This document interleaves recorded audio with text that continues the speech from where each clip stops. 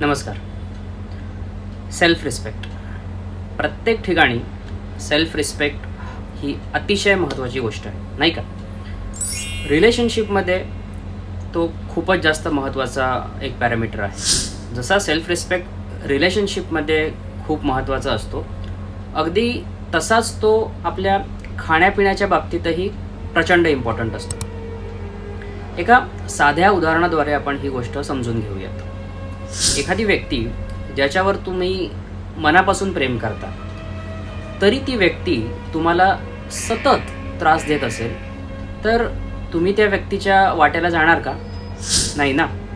तर मग ज्या पदार्थांवर तुम्ही मनापासून प्रेम करता आणि रिटर्नमध्ये त्या पदार्थांकडून तुमच्या शरीराला पोषण न मिळता फक्त आजारच मिळत असतील, तर तुम्ही काय केलं पाहिजे? ते पदार्थ खाणं कमी केलं पाहिजे की परंपरागत चालत आलेली जेवणाची पद्धत त्याच पदार्थांचे सेवन सतत केलं पाहिजे? जे पदार्थांवर अतिशय मनापासून प्रेम केलं आहे, ते पदार्थ तुमच्यावर प्रेम करत नाहीत. हे तुम्ही कधी समजणार आहात का? म्हणजे बघा, तुमचं कार्बोहायड्रेट्सवर जीवापाड प्रेम आहे. भरभरून कार्बोहायड्रेट्स असलेले पदार्थ जसे की चपाती, पाव, ब्रेड, शिरा, पुरी, रोटी, इडली, डोसा, मेदूवडे, भजी यासारखे आपल्या आवडीचे पदार्थ तुमच्यावर खरंच प्रेम करत असते, तर त्यांच्यामुळे तुम्हाला diabetes, obesity, cholesterol, blood pressure, PCOS, thyroid हे मरेपर्यंत टिकणारे आजार दिलेच नसते. जेवण घरातच फ्रेश बनवून खाणारे लोक देखील या आजारांनी ग्रस्त आहेत, नाही का? आता संशोधनाने सिद्ध केलं आहे की मधुमेह सारख्या आजारामध्ये खूपच कमी प्रमाणात अनुवंशिकता हा फॅक्टर आहे. मधुमेह हा एका पिढीकडून दुसऱ्या पिढीकडे खाण्याची सवय पास ऑन केल्याने होतो. आपले आजोबा जे खात होते ते आपले वडील खातात, आपले वडील जे खातात ते आपण स्वतः खातो, आपल्या मुलाबाळांना देखील त्याच खाण्याच्या सवयी लावतो. मग आजोबांचा मधुमेह का नाही नातवांपर्यंत येणार? आता काही सजग डॉक्टर हे आजार झाल्यावर तुम्हाला सर्वप्रथम कार्बोहायड्रेट्स कमी खायला सांगतात, नाही का? नक्कीच काहीतरी कारण असेल यामागे. तर तुमच्या ताटात जे पदार्थ गहू किंवा तांदूळ यांच्या तुलनेत बरेच कमी क्वांटिटीमध्ये असतात, ते पदार्थ खरोखर तुमच्यावर प्रेम करतात. जसं की हिरव्या भाज्या, कोशिंबीर, दही, डाळी, पनीर, ज्वारी बाजरीसारखे मिलेट, तूप, शेंगदाणे, खोबरं, मांसाहार आणि त्याचबरोबर कमी ग्लायसेमिक इंडेक्स असलेली फळं जसं की जांभूळ, स्ट्रॉबेरी, करवंद, कच्चा फणस इत्यादी. आता आधी नमूद केलेले सर्व पदार्थ तुमच्यावर मनापासून प्रेम करतात. तुम्ही त्यांचा कितीही तिरस्कार केला तरी हे पदार्थ सेवन केले तर तुम्हाला चांगली हेल्थच मिळते. पण आपण या खाद्यपदार्थांना भाव तरी देतो का? याचं उत्तर तुम्हीच ठरवा. त्यामुळे जे अन्न तुमच्यावर प्रेम करतं त्यालाच निवडा.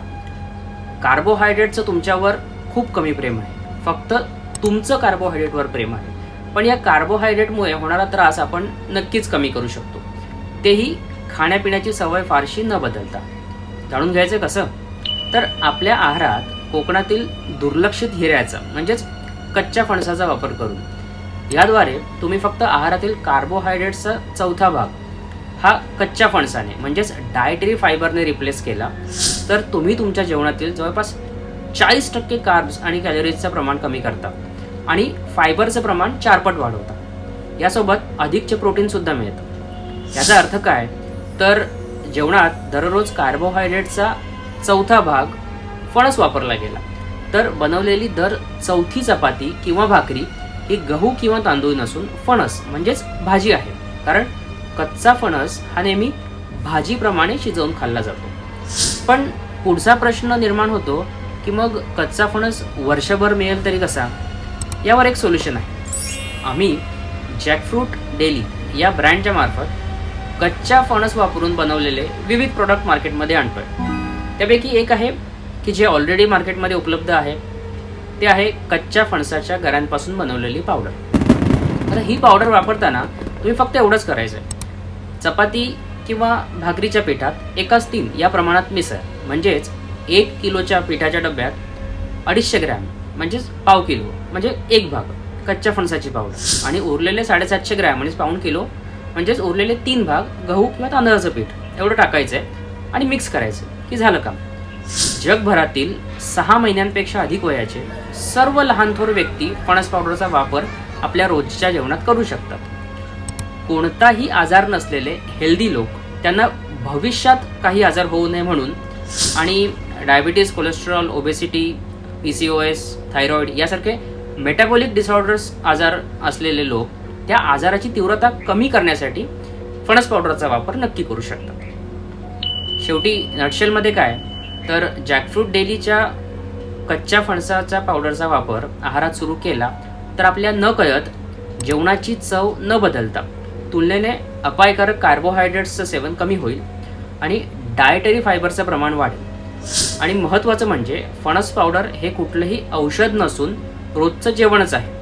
याच्या वापराने कार्बोहायड्रेट्सद्वारे होणारा त्रास नक्कीच कमी होऊ शकतो आणि हे आंतरराष्ट्रीय पातळीवर क्लिनिकल ट्रायलने सिद्ध केलेलं आहे. म्हणूनच खाण्यापिण्याच्या बाबतीत सुद्धा फायबरचा म्हणजेच आमच्या कच्च्या फणसाच्या साथीने कार्बोहायड्रेट्ससोबत थोडासा सेल्फ रिस्पेक्ट दाखवा, म्हणजेच कार्ब्स कंट्रोलमध्ये राहतील आणि आपले sugar, cholesterol, liver function test report एकदम कंट्रोलमध्ये राहतील. तर मग जॅकफ्रूट डेली या आमच्या ब्रँडच्या कच्च्या फणस पावडरबद्दल अधिक जाणून घेण्यासाठी आमच्या यूट्यूब, फेसबुक आणि इंस्टाग्राम पेजला नक्की फॉलो करा आणि सबस्क्राईब देखील करा.